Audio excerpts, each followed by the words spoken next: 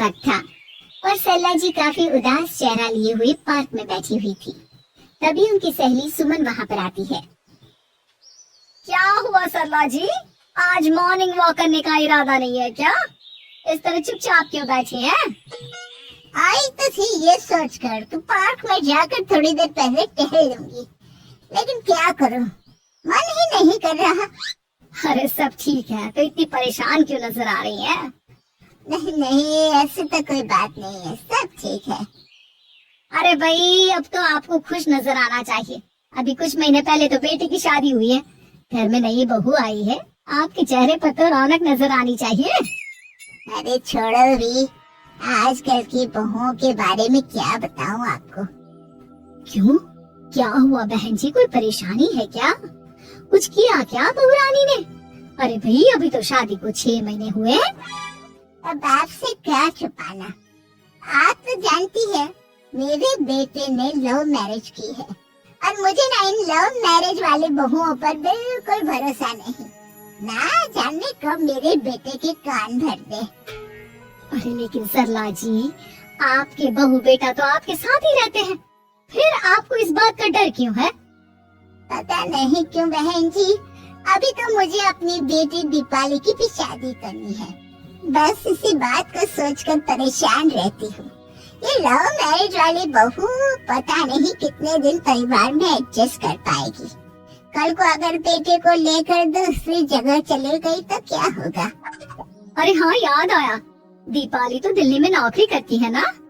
हाँ हाँ, बहुत अच्छी नौकरी लगी है उसकी। और आप किसी से कहना मत, अपने ऑफिस में साथ में काम करने वाला कोई लड़का उसे बहुत पसंद है, बता रही थी मुझे। लेकिन अभी तो आप कह रही थी कि आपको लव मैरिज और इन सब में भरोसा नहीं है। अरे तो क्या हुआ, जहाँ बेटी खुश रहे वहीं मैं खुश हूँ। और वैसे भी बेटी को तो दूसरे घर जाना है, वो लोग जाने और उनकी बहू जाने, मुझे तो बस अपनी बेटी का ब्याह करना है। अच्छा अच्छा, ठीक है ठीक है, जैसी आपकी मर्जी। लेकिन मुझे लगता है कि आप अपनी बहू के लिए कुछ ज्यादा ही सोच रही हैं। क्या पता वो वैसी ना हो जैसी आप समझ रही हो। सरला जी अपनी जगह से उठते हुए कहती है, अब ये तो भगवान जाने, बस मेरी बेटी दीपाली की शादी उसकी पसंद से हो जाए तो मैं गंगा नहा लूं। चलिए बहुत देर हो गई है, मैं भी अब घर जाती हूँ। अच्छा अच्छा ठीक है, मैं भी चलती हूँ। अगले दिन जब सरला जी अपने घर पर बैठकर चाय की चुस्कियाँ ले रही थी, तभी उनकी बहू वहाँ पर आती है। मम्मी जी, मैंने एक जगह नौकरी के लिए अप्लाई किया था और वहाँ से सब कुछ पॉजिटिव आया है। मैं भी नौकरी करना चाहती हूँ ताकि घर के खर्चों में थोड़ा हाथ बटा सकूं। अरे बहू, तुम्हें नौकरी करने की क्या जरूरत है? मेरा बेटा अच्छा खासा कमाता है, क्या तुम्हें किसी बात की कोई कमी है? तभी सरला जी का बेटा वहाँ पर आता है। नहीं माँ, उसे किसी बात की कमी नहीं है, लेकिन वो इतनी पढ़ी लिखी है और अगर नौकरी करना चाहती है तो हमें उसे नौकरी करने देना चाहिए। कुछ पैसे घर में आएंगे, हम सबकी मदद हो जाएगी। तुम तो ऐसे कह रहे हो बेटा जैसे ये घर तुम्हारी पत्नी की कमाई पर ही चलता है। अरे नहीं नहीं मम्मी जी, इनके कहने का ये मतलब नहीं है, बस मेरी ही नौकरी करने की इच्छा थी, इसलिए आपकी परमिशन चाहते हैं। अब भाई, मेरा बेटा तुम्हें लव मैरिज करके घर में लाया है, मैं तुम्हें कुछ कैसे कह सकती हूँ? जो मर्जी आए करो। सरला जी का बेटा और बहू वहाँ से चले जाते हैं। अब उनकी बहू नौकरी करना शुरू कर देती है। कुछ ही दिन बाद सरला जी की बेटी दिल्ली से अपने घर आती है और अपनी माँ से कहती है, माँ मैंने आपको बताया था ना, मुझे अपने ऑफिस में साथ काम करने वाले एक लड़के से बहुत प्यार है, मैं उससे शादी करना चाहती हूँ माँ। हाँ हाँ, तो मैंने कब मना किया?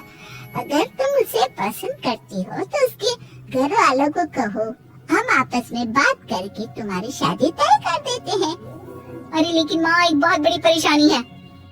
क्या परेशानी है बेटा? माँ, वो लड़का बहुत अच्छा है, लेकिन कुछ ज्यादा ही पैसे वाले घर से उसके माँ बाप।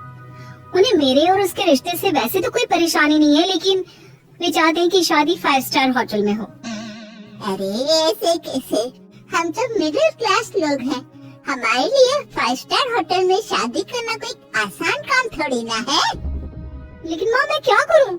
मैंने उनसे बात करने की बहुत कोशिश की, बस एक इसी जगह बात अटक गई है। साफ साफ कह दो बेटा, शादी करनी है तो ठीक है, लेकिन ये 5 स्टार में शादी करने वाली शर्त में नहीं मान सकती। अरे कैसी बात कर रही हैं आप मम्मी जी?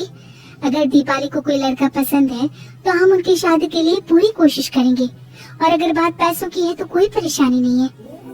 हाँ, तुम्हें तो बस बहुत आसान लगता है सब। जिस तरह तुमने मेरे बेटे से इतनी आसानी से शादी कर ली, सारे काम उतने आसानी से नहीं होते। समझ में आया? हर काम करने में पैसे लगते हैं। लेकिन माँ, मैं उस लड़की को बहुत पसंद करती हूँ। सही बात है बेटा, लेकिन तुम उस लड़के से साफ साफ कह दो, अगर उसे तुमसे शादी करनी है तो अपने घर वालों को मनाए। अगर नहीं मना सकता तो तुम दोनों अपनी गृहस्थी अलग से कहीं सेट कर लो। कोई जरूरत नहीं है अपने माँ बाप के साथ रहने की। मम्मी जी, ये आप क्या कह रही हैं? मैं भी तो आपकी बेटी के साथ लव मैरिज करके आई हूँ।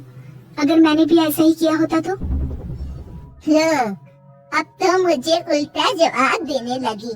देखो बहू, मैं तुम्हारी सास हूँ, मुझसे ठीक से बात करो। लेकिन माँ, भाभी ठीक तो कह रही हैं। हाँ, अगर बात शादी की खर्च की है तो मैं उस लड़की से कुछ कह सकती हूँ, लेकिन उसे अपने घर वालों से अलग होने के लिए कहना, ये सही होगा क्या? आप तो समझिए माँ। और वैसे भी मम्मी जी, मैंने कुछ महीने पहले जॉब करना शुरू कर दिया था और अपनी पूरी सैलरी बचा कर रखी है। आप चिंता मत कीजिए, मैं दीपाली की शादी में कोई कमी नहीं होने दूंगी। तुम अपनी सारी तनख्वाह मुझे मेरी बेटी की शादी का खर्च करने के लिए दे दोगी? हाँ माँ, मैंने भाभी को पहले ही सब कुछ बता दिया था और वो इस बारे में सब कुछ जानती थी, इसीलिए उन्होंने पहले ही नौकरी करनी शुरू कर दी ताकि मेरी शादी धूमधाम से हो सके। तभी सरला जी का पेटा वहाँ पर आता है। देखा माँ, जैसा हम हर समय समझते हैं वैसा होता नहीं है। आपको लव मैरिज करने वाली बहू से नफरत थी ना, लेकिन अपनी ही बेटी की लव मैरिज पर आपको कोई एतराज नहीं था। ये तो गलत बात है ना? हाँ बेटा, सही कह रहे हो तुम। बहू, मुझे माफ कर दो, मैंने तुम्हारे बारे में गलत सोचा। आज से मैं बहू और बेटी में कोई फर्क नहीं करूंगी, और अपनी लव मैरिज वाली बहू से तो बिल्कुल नफरत नहीं करूंगी।